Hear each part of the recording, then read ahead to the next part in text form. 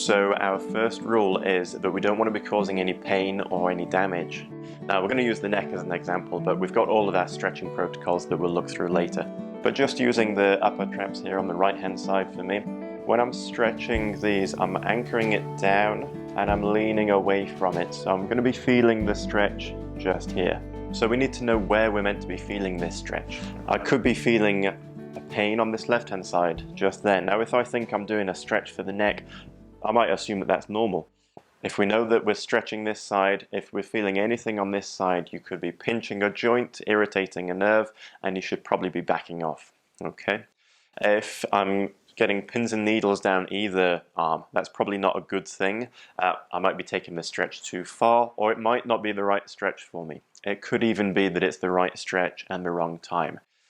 The body and the neck and everywhere else is a bit complicated, so it is going to be different for different people, or you might find that it's different at different times when you're doing this as well. So we don't want any pain on the opposite side, we want to be feeling it in the muscle. We don't want any pins and needles or any pain going into the arms or into the legs, okay?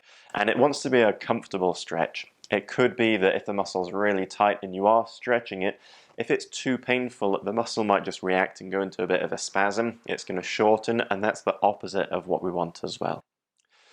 The second thing that we're going to be paying attention to is something called barriers. Now with this, I'm just going to use my hand as an example here for stretching the forearm muscles. So when I'm stretching, if I'm just taking it to there, I could hold it there all day. It's not doing anything because I'm not taking it to a barrier that's actually going to be stretched.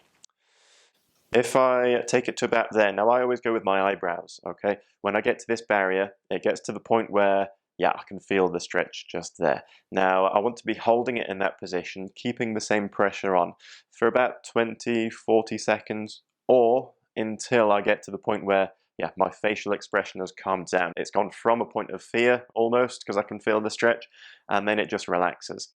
The muscle's actually telling your brain, or your brain's interpreting, that it thinks it's going to get torn or it thinks it's going to get damaged.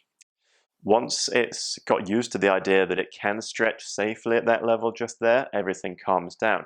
The muscle fibers are going to be allowed to go a little bit longer, and then either by just shaking it off or just relaxing it a little bit, we can then go again. Now we might find, so for me now, it's at that point just there. Again, my eyebrows have gone up just automatically. I'm going to be holding it in that position until I feel that the stretch has calmed down, or just that I know I can have a normal conversation without my eyebrows being up here. Now, again, I'm just going to relax it off a little bit, taking it again, and I can take it a little bit further to this point just here as well. By doing this, I can feel that my muscle is getting a little bit longer. I can feel that it's doing something. But I also know when to stop, because if I've done it 4 times and then the 5th time the barrier doesn't change any more than the 4th or the 3rd, that's kind of as much stretch as I'm going to be getting on that day. Now with these ones, we either want a visual landmark or just a landmark that you can feel as well, okay? So if I'm turning my neck, I might feel that initially it's getting to that point just there, so I might look at what's in the middle, or I might close my right eye and just see where the tip of my nose lines up. And then if I'm going again, I'll do the same. And again, if I'm just looking at where my nose or where something that's in the center of my vision, I've got a bit of a landmark, so I know if I'm changing or not.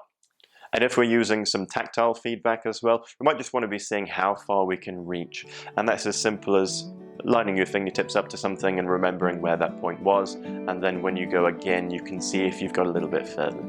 So applying these rules that we've got for stretching is really going to make sure that they're safe for you, and that also you're going to be getting some good benefits from these as well.